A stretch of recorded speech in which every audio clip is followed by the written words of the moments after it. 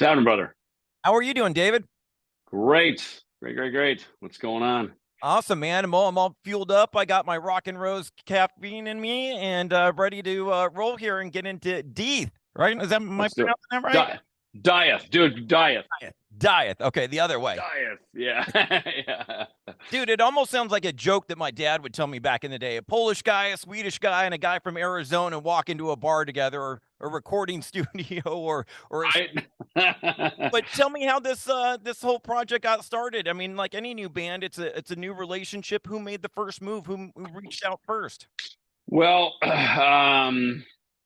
Guilherme was looking to reboot and get things started after his time in Entombed, and that had all sort of moved on, ended with Lars dying from the band.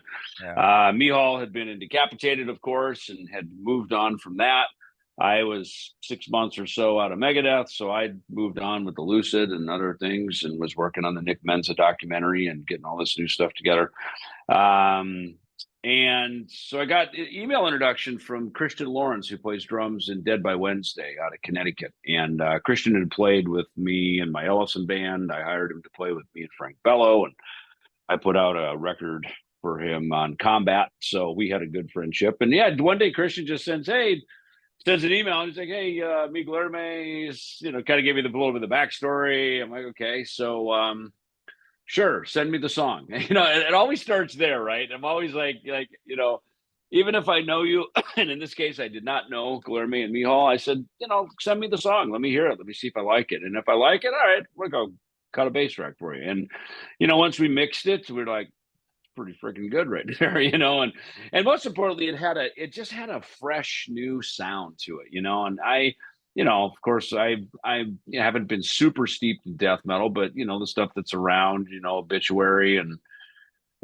Cannibal Corpse and some of the American stuff, probably a little more than anything else, but new of Entombed, of course. But now to kind of be in the room with these guys, and I it forced me to become a student of what they do, because they're younger than me and they certainly grew up on my records. So it was my turn to do roll up my sleeves and have a new understanding about how these guys do it. Yeah, I was kind of curious about that. If there was a learning curve, and it sounds like there was not only learning death metal, but also going to a three-piece band, one guitar. Most of the time has been two guitars. Was there any difference in the bass in death metal and one guitar versus two? you know Look, I play how I play, right? And so I come in any situation, whether it's an acoustic song or it's scorch and death metal, and I just sort of size it up, and what's required, what's required of this performance. So this was one where it was, they wanted the quote unquote David Ellefson sound, so I needed to be that guy in this track. And so part of it was just finding my sound inside the tuning, because everything's tuned down to C. That was kind of part of it, I think. And so in the Hall of the Hanging Serpents, the first track, that there's a lot about that song that, I mean, look, it's the origin story, it's the downbeat of where we met. And yet, musically, I had to really kind of study, like, where's he recording this? Like, where's he putting his hands? And, and not knowing him, not been in the room, I've never seen his hands on guitar. I'm just hearing it for the first time. I'm going, the hell is he playing this? And so that was the learning curve. And I think then once I was in it, I'm like, okay, we reside down here in C, right? So this is where it is. As a bass player, getting your when you tune guitars down, they can sound cooler. When you tune a bass down, it does not sound cooler. It just goes, it just sounds like a big fart, right? So in fact, I had to really kind of reapproach, an instrument I've spent my whole life with, and sort of like start a new relationship with this thing called the bass, and 4-string, 5-string. And here's what's kind of interesting about it is now I take a 5-string bass and I tune it up a half step, right? Because normally it's in B. So I tune it up a half step. So now the bass is twanging and really singing. And then now it sounds very musical, rather than getting all floppy and farty and sounding kind of annoyed, with everything. So yeah, hey, I've been learning a lot with this band. Trust me. Well, you know, and speaking of learning in new instruments, or not necessarily a new instrument, but letting it shine, your vocals. Great to hear your singing on certainly the Walk With Me Forever, and then even singing in Heavy as the Crown. Right, right. Thank you. No, I appreciate that. It's you know, as we say, you know, if you want a different guitar sound, we get a different guitar and amp. If you want a different vocal sound, this is what I got. This is what I'm bringing you, you know. So and you know, I think it was just like I always sing. I've obviously sang backup, of course, in Megadeth all the time. And you know, Sure. even in my own writing, I always write vocal lines and melodies and craft these things. I go to like the Ellefson solo record we did last week. We actually wrote and recorded that in 2021, and it came out last year. You know, there's a lot of that. That's even before Jeff was on board. I was writing and crafting, you know, melodies and stuff. And it's like, and I knew it's like I am not the guy to sing this. This is not in my wheelhouse. That's why you call a rock god like Jeff Scott Soto, right? Because Sure. that's what he Sure. does. He Yeah. makes stuff sound awesome. But in this case, you know, here we are. We're in the studio. The three guys. We're making up a new sound, a new band, new songs, a new story, and I think just as much is the story of these songs because it tells a completed thought to hell and back.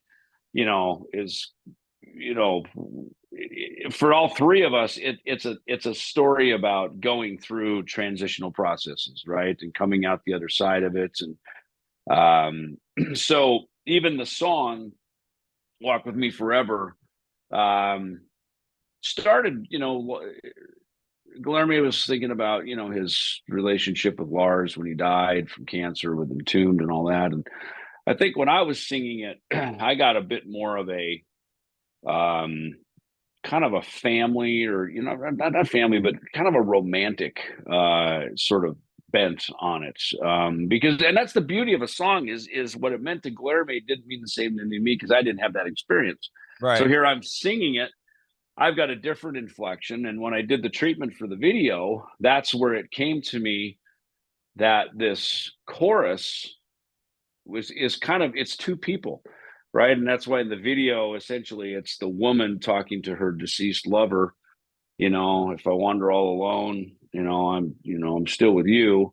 And then the other half is the deceased speaking to the earthling, saying, "Hey, if you walk with me forever, then we really will be together forever. You know, once you transition to this side, and it's through eternity that we'll be together." So that's why when I was drafting the video, and our director Oscar, I think, did a great job with the storyline and just you know showing this you know the moodiness of it, you know. So, but and I try not to be too literal with it because it may mean something completely different to you. When you hear it, you may think about, oh man, when my dog died, it was the saddest day of my life, you know, and Yeah. or whatever it could be, right? So I try to not get too detailed. What's the song about? It's like, well, I don't know. Well, you tell me. You heard it. What do you think it's about? You know, I almost rather flip it back to the listener. What do you think it's about? You know? I do like that juxtaposition though, the you know, from the living point of view and then from the dead point of view too is really cool. Yeah, because you know, I remember Max Norman always said, "Man, don't use words like forever and never. They're fucking bullshit, man. They don't mean anything. They don't mean anything, you know." And in the living sense, he's right. Like forever. Well, none of us stay on the planet forever, so it doesn't have that. Yet you go to a funeral, and what does it say? You know, this person entered into eternal rest on you know whatever such and such day, right? Right. So there, the eternity aspect of it to me, and I think Guillermo, when he was writing it, you know, there's this eternity thing about someone who's deceased, you know, and their spirits, or if you're a religious person, you have your belief of that. So to me, that's you know, young couple in love, and then you know, in this case, the male partner dies, and it's just this longing and loneliness, and you can see the sadness. And it's cool in the video because the actors, the guy is a well-known Broadway actor, theater actor in Gdansk, Poland, and the woman is a well-known Polish TV actress. Ah. So yeah, they're very you know professionals, and they know how to you know emit the Emote. emotion and yeah make it yeah emote. Yes, exactly. So as well as Guillermo out playing his awesome guitar solo in the in the freezing cold water. Oh my God, he literally almost lost toes over that. I mean, he came into the hotel. I was like, oh my God, I feel like my feet are gonna go. Like his feet were literally blue because the water was so cold. We filmed that at the end of March, and it was friggin' cold out, man. I mean, it was probably snowing earlier that day. Wow.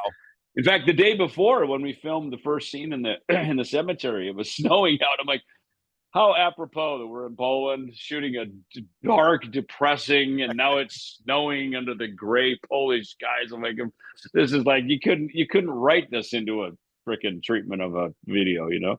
Yeah, meant to be, meant to be. And obviously the big question now comes to, I think I saw you're doing some European dates with this band. Yep. Any chance of coming to the States with it, or wait and see, or Yeah. No, for sure. Because of the release dates, we sort of missed the festival season a little bit because, obviously now kind of like right now, literally people are going, oh my God, this band, this is cool. And so it's sort of the first, listen that everybody's had of it. But also at the same time, we got lucky to get on a few festivals, Grass Pop and Vagos and Motorculture and these things. So and then in between now we're doing some of these dates with Testaments and some headline shows and various things. So and there's a few more coming up here, it looks like in August as well. So, we're spending the summer there because that's just where the phone's ringing right now. The band's based in Poland. Obviously, Napalm is Austrian and German primarily, and so it's fun. Not gonna lie, I'm looking forward to spending the summer over there. It's kind of where all the cool big stuff's going on. So all my friends will be there, and but then looking as this is propped up now, and especially I think with Walk With Me Forever, that made a pretty deep splash and a pretty big impact for radio, and yeah. so thank you for your support on that, and so your tribe now is going, wow, we can play this, we like this, and that's always news. It's great news to a musician and artist, but it's certainly good news to a record company when they go, oh my gosh, we can get something on the radio. This is awesome. So that seems like the path now. Looking forward to it. No, looking forward to seeing the band live, and want to touch upon Kings of Thrash as well while I got you Sure. for you. And dude, thank you for bringing Jeff Young back out of the depths of knownness, because Yeah. that's where I kind of came in with So Far So Good. So What, that was kind of my era, and it was one and done. And I always kind of wondered, like, what the hell happened to him? And you had did stuff in the past with Chris Poland and Ohm and F5 and stuff. So it was great to finally see Jeff. Had you always been in touch with him, or did you just kind of recently reconnect? More recent, but it's funny when we did the Megadeth Behind the Music special in 2001. I'm the one who reached to Chris and I reached to Jeff, and at the time they were not so keen on doing it, and I said, well, listen, you're part of the story and you will be forever. And of course, now we know that all these years later, we've the shit becomes classic rock, and you know what I mean, it's all now we realize, wow, we really are a legacy band. This is going to live forever. It'll outlive us, but at the time 20 years ago I had to do a little oh, come on, this will be fun, it'll be good for you, and it was good for them. And look, both Jeff and Chris looked great back then in that thing, in that presentation, so it was a good way to reintroduce them back to a beyond Megadeth audience that these guys were players in this drama here, so, which I think was great.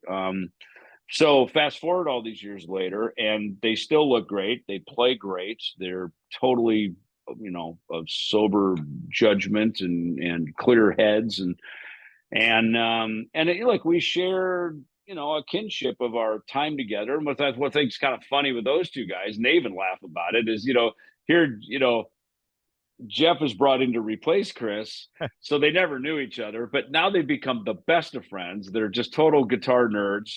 They just geek out over gear and parts and licks and good famous guitar players and stuff. So they've really got it. So that's fun, man. And I guess, that's kind of always been my role around there. And I guess out in the world at large, is I'm kind of the bringer together of people, and especially kind of keeping my arms around the legacy and the tribe. And, and I mean, look, technically literally like today, June 1st is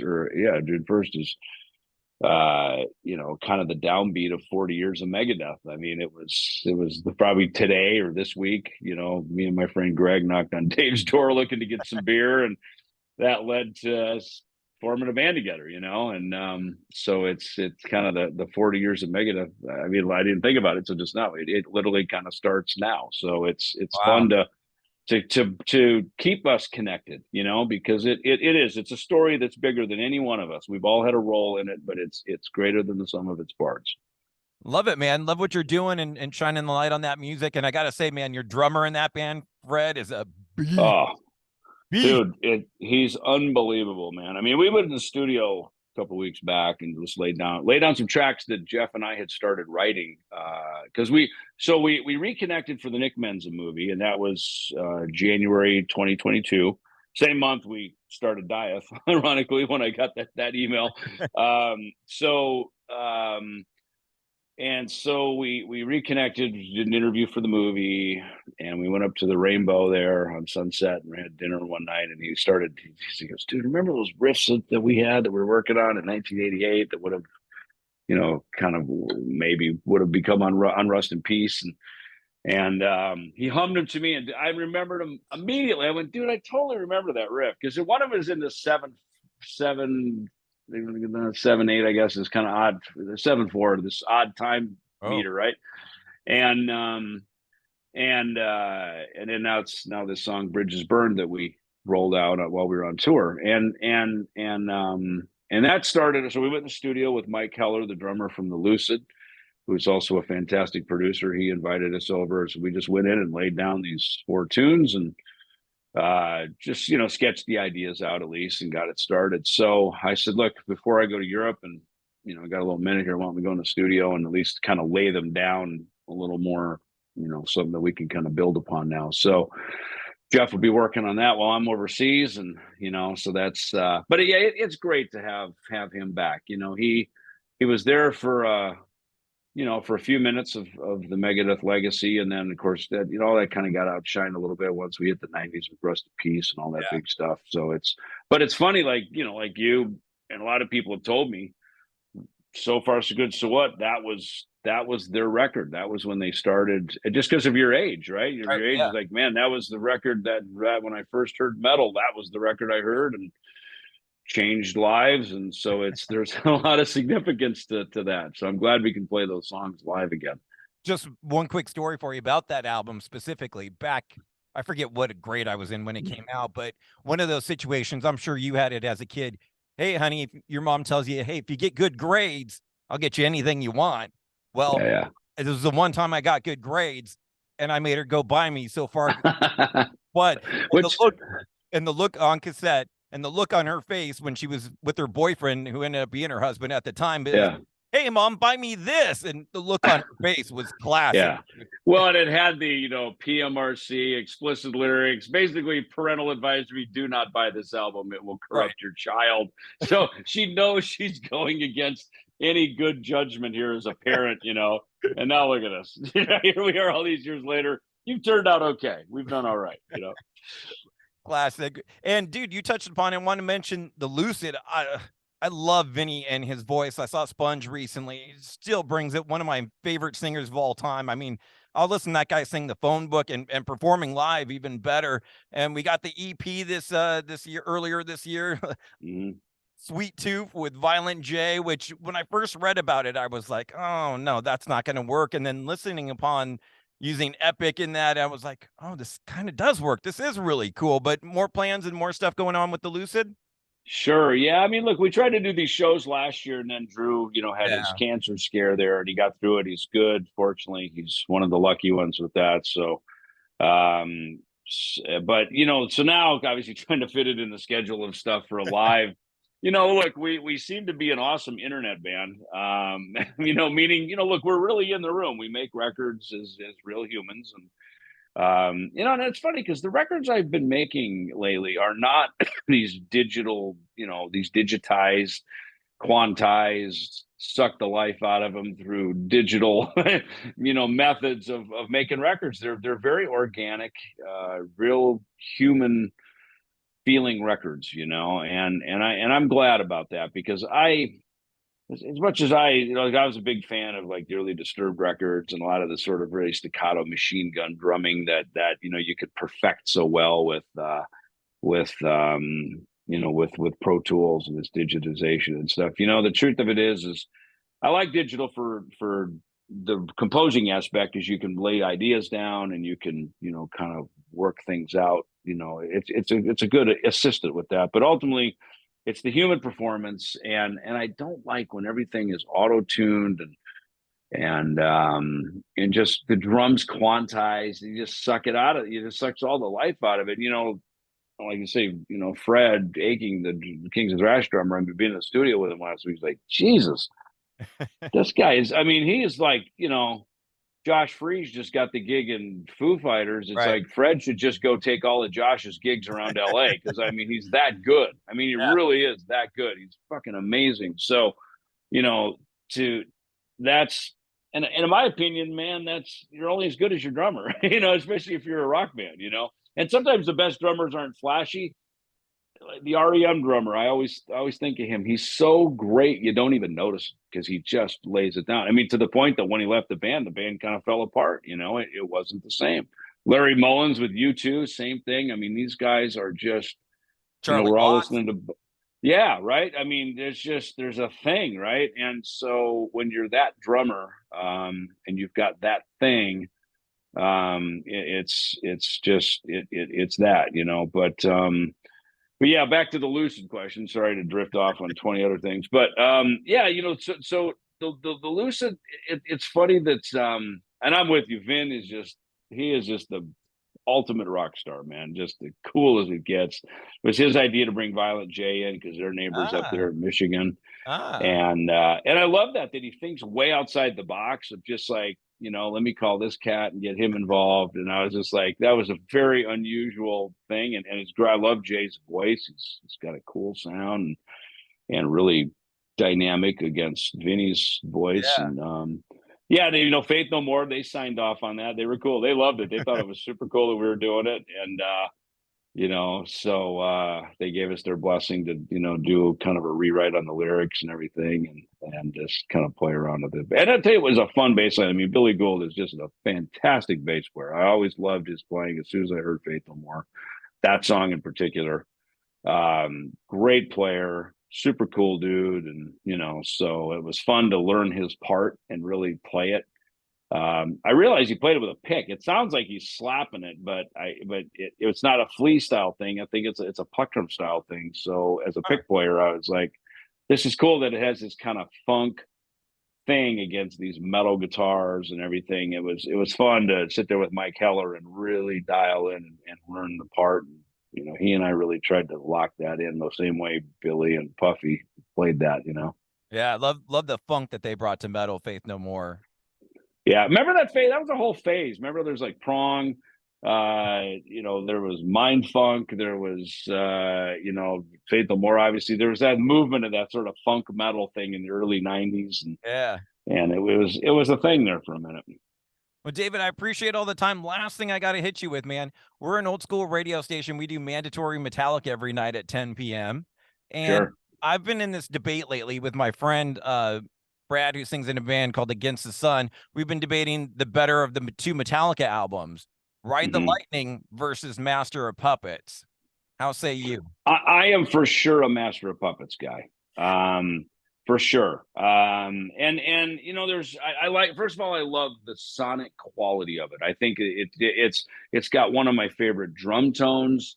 I think the just everything about I think that's a moment that it really came together. And I know, look, I was just at Barnes and Noble the other day, and they had Ride the Lightning remastered, best thrash metal album ever, says Metal Hammer. And so everybody's got their opinion of it. I think for me, I mean, look, my Metallica I started with is when Dave played me the No Life Till Leather demo. So for me, that's the sort of the Metallica I first heard, and then I heard Kill 'Em All. So I heard the transitions of slowing some tempos down, and obviously Kirk's the guitar player, and so all of that stuff. So I guess kind of being almost in the room, with all of that.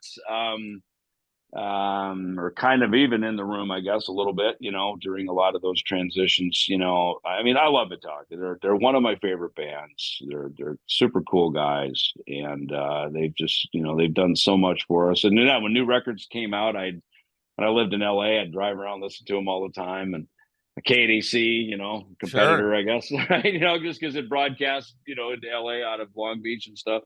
When it was a terrestrial station, I guess, as we say.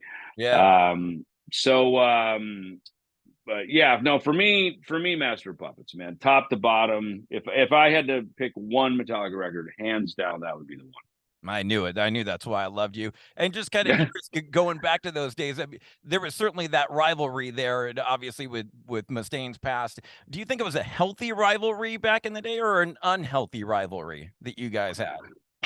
I don't know. Is going to war ever healthy? I don't know. I mean, maybe sometimes it has to be done, right? I mean, I look, it wasn't my story, so I sat sidecar to it, and I was always one trying to put my arm around Dave, just going, no, dude, it's cool. Like when the guy, sees Dave and walking down the street and they drive by, they go Metallica. He took it like they're dissing on him. Right. And I was like, what are you talking about, dude? They're fucking, you're the guy from Metallica. Like they're hailing you. And they think you're awesome, and see a guy with a Metallica shirt in the front row. And, sometimes these guys, they'd stand in the front row, they just flip you off, like, Right. look, you. But that was almost like, you're so badass. Fuck you. It's like spitting on you. It's like it's counterculture, right? They spit on you because they love you. They flip you off because they think you're awesome. So sometimes it's hard to read the room. And of course, with the success of Metallica, I don't know. For me, I always looked at it like, dude, you had more success being fired from a band than most people would ever get being in the fucking band. You know what I mean? So and look, and that was to my advantage too. I got to be in a band that got sort of sucked into the tailwind of that because of Megadeth, starting so soon after that. I mean, when I moved to LA, I had no idea I was going to intersect with that story. That meet the guy out of Megadeth. But it's Dave's nature. He puts up his dukes and goes for it, and I mean, look, Lars came to a lot of our shows, man. I mean, he liked Dave, Huh. and he was a fan of his music. He loves the Peace Cells album. He always would keep saying, he goes, man, Peace Cells is, you know so rest in peace or peace cells for Lars. It'd be like, ride the lightning, your master of puppets. Right. Lars was always. I remember walking to the stage when we were doing the Big Four, right? So James and Lars come to the Cow Palace with Megadeth, Slayer, are touring. So it's been 2010, and they came and stood stage right and hung for part of the show. And on the way to the stage, Lars was asking Dave, "Hey, do you guys play My Last Words?" And so on the way to the stage, Sean Drover knew every Megadeth song, so that's no problem. I knew it. Dave and I, of course, played it a lot. But Chris Bryan's like, in his mind, mentally practicing on the way to the stage, and it's like, we're putting in the set tonight, because Lars said so. So, you know what I mean? So as much as, they may have brawled sort of verbally or through the press, or Dave would make comments. The reality of it is, man, it's we're all brothers and we fucking love each other, even though we may give each other a black eye once in a while. We're all still brothers in the family. Last question, since Lars made his request. What's your request for mandatory Metallica? What Metallica tune can we play for you? Wow. All right, good one. I just still love Welcome Home Sanitarium, man. I remember, Michael Alago who signed Metallica to Elektra, was courting me and Dave to get us. We had the Peace Cells album recorded and went to New York to shop or to just secure a new manager. And Michael was courting us to sign with Elektra. And we, of course, ended up on Capitol. But Michael took us over to Rutherford to see Metallica was on tour with Ozzy. And I just remember being at the arena there and watching them play that song. It sounded so good, man. It was so cool. It was just great to see, our leaders of our genre up leading, already taking over the world, and that was the last time I saw Cliff. Last time I talked to Cliff was actually backstage after that show. But that song in particular, I'll say another thing if you got 1 minute. I remember Damage Inc. Right? They closed the show with Damage Inc. And I remember sitting at the back of the arena, and this due to the sound delay, when Lars like, or not just its battery, but I can't get the song in my head. But the drum, his stick would be in the air as you heard the snare, right? So it was like this time delay, right?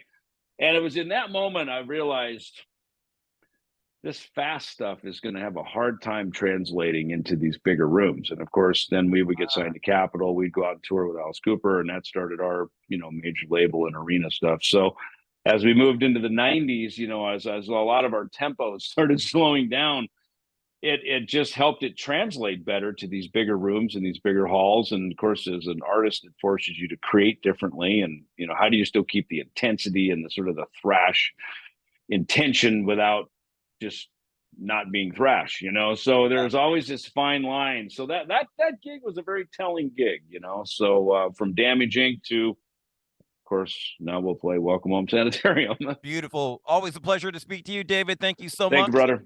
Glad you got the coffee going again, man. Love the rock and rose. Oh yeah, always. Beautiful, man. Thanks, Thank you so much. Have a good one. Dude. Bye-bye.